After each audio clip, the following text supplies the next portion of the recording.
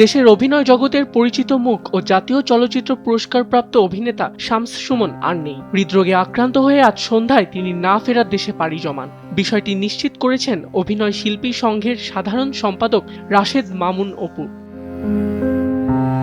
মৃত্যুকালে শামস সুমন জনপ্রিয় বেসরকারি এফএম রেডিও স্টেশন রেডিও ভূমির স্টেশন চিফ হিসেবে দায়িত্ব পালন করছিলেন। মঞ্চনাটকের মাধ্যমে অভিনয় যাত্রা শুরু করে তিনি একসময় ছোট ও বড় পর্দায় সমান দক্ষতায় অভিনয় করে দর্শকদের হৃদয়ে জায়গা করে নেন। সাবলীল অভিনয় শৈলী ও চরিত্রে প্রাণবন্ত উপস্থিতির কারণে তিনি ছিলেন দর্শকপ্রিয়।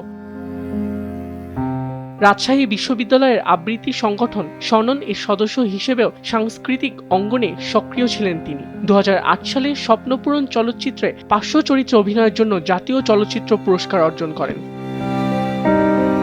তার অভিনীত উল্লেখযোগ্য চলচ্চিত্রগুলোর মধ্যে রয়েছে জয়যাত্রা, বিদ্রোহী পদ্মা, নমুনা, হ্যালো অমিত, আয়না কাহিনী ও প্রিয়া তুমি সুখী হও। আবিদ খান, সময়ের আলো।